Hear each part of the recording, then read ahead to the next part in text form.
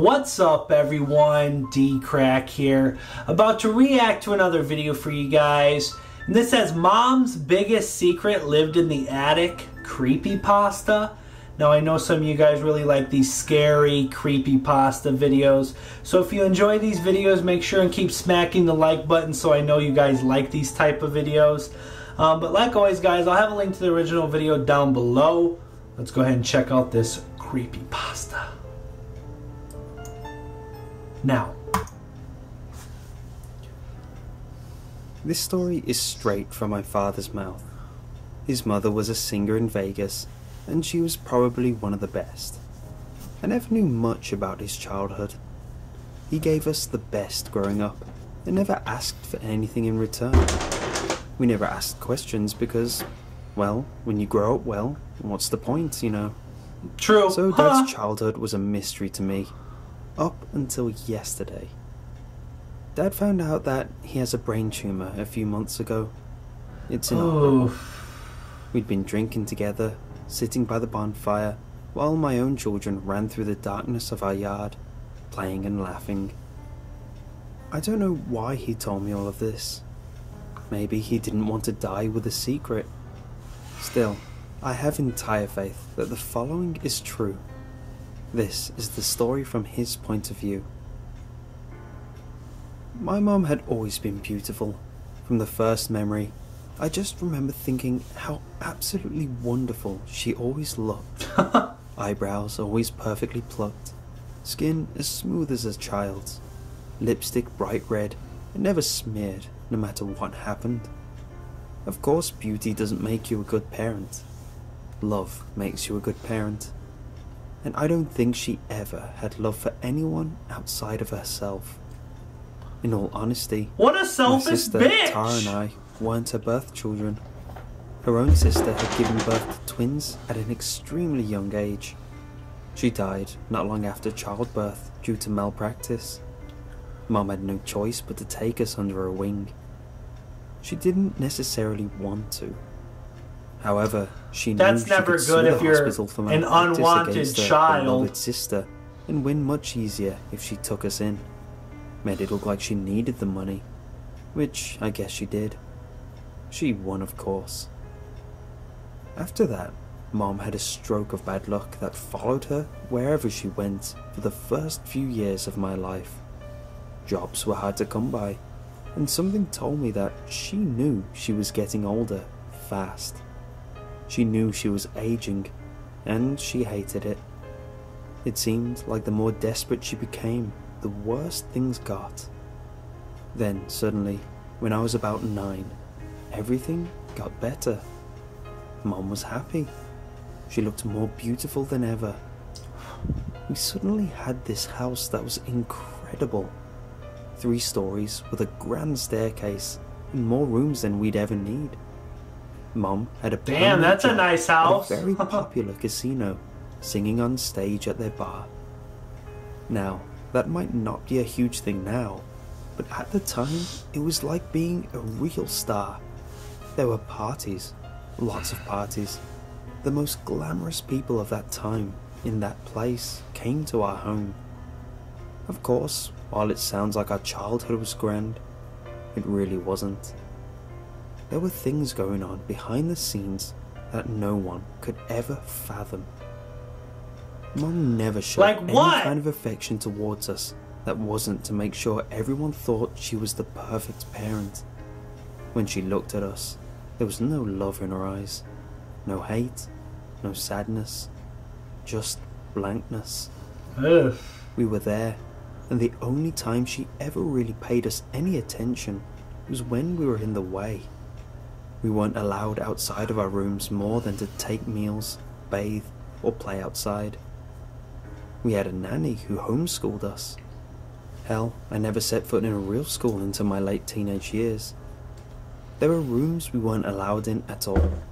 Then there was the attic. We were never allowed anywhere near the attic. What's in the even attic? now, I think she had a good reason for keeping us away. It started about a year after we moved into the house. Laughter. Dark, evil laughter, like nothing I'd ever heard before, The fuck? It would start in the middle of the night and go until near daybreak.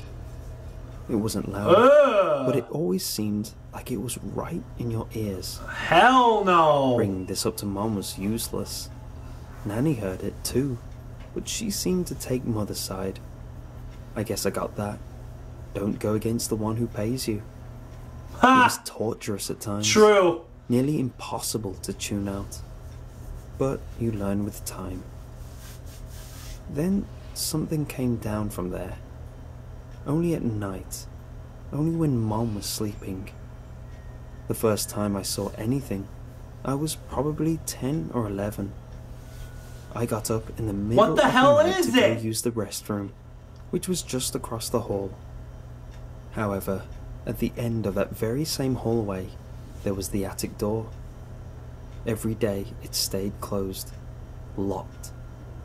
That night, it stood open, and something stood halfway in the door and half out into the light of the hallway. Hell no! Despite that light, it was black.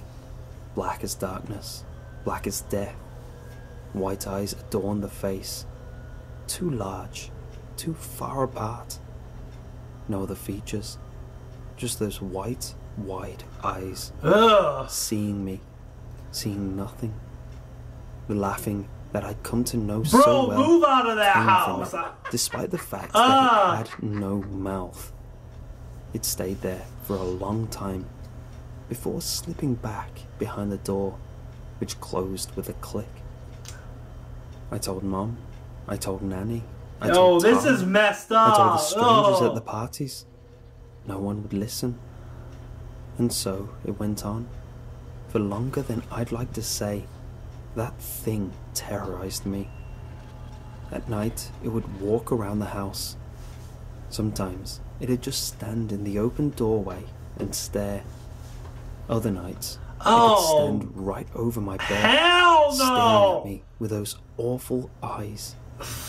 It'd caress my face with disgusting, long fingers that smelled of curdled milk. That's something you never learn to live with and ignore. Around the time I turned I don't give a 12, hell if anyone believed me. My started ass to would be dwindle out of for there. Our bills were behind. Screw that. Then she found out that she was pregnant and lost the job entirely. She was a mess. I remember seeing her cry when I was little, but never after things started looking up. She cried all the time then. I remember overhearing her talking to Nanny about wanting an abortion. A few nights later, I saw her go up in the attic. This is one evil bitch. I'd only ever seen her go once before, with a young woman from one of her parties. She came back down with a much lighter look on her face. The next day, she announced to us that she would go through with her pregnancy. The bills got paid. Mom opted to stay indoors. Nanny did everything for her. Hell, she even gave birth at home. A little girl. Just like that, though, she was gone. Mom told all her friends about how she had adopted her baby out to an older couple up north. But Wait, she gave it up I for knew better. adoption. I watched her take the crying newborn up to the attic the night after she was born. I heard the cries, the screams, the silence. Then, the laughter. Mom got a new job at an even What better the casino. fuck? And just like that, everything seemed normal. She worked, the parties resumed. What about the laughing damn monster baby? stayed She in took its it up to the place. attic and just left it? I felt so selfish for it, but I was glad for what she did in a way. I could sleep again. I could eat again. I felt normal for the first time in years. Is that creature feeding on babies? It came back, and it was so much worse. It didn't just stand there. It spoke. Spoke with no mouth. It said awful things. Things I'd never repeat to anyone.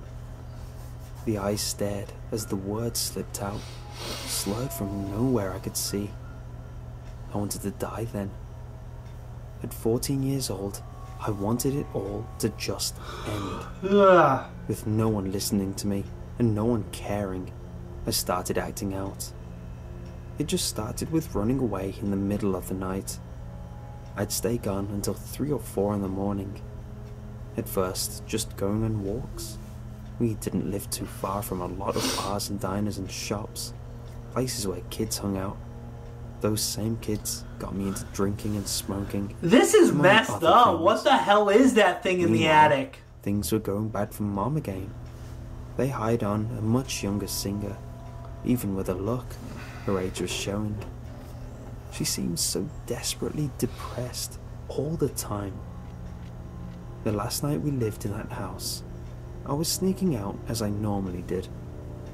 I peeked out of my door, but I wasn't met with a normal quiet. I heard crying coming from down the hall, from Mom's room. It wasn't her voice crying though. It was Nanny's. Then I heard a thump and silence.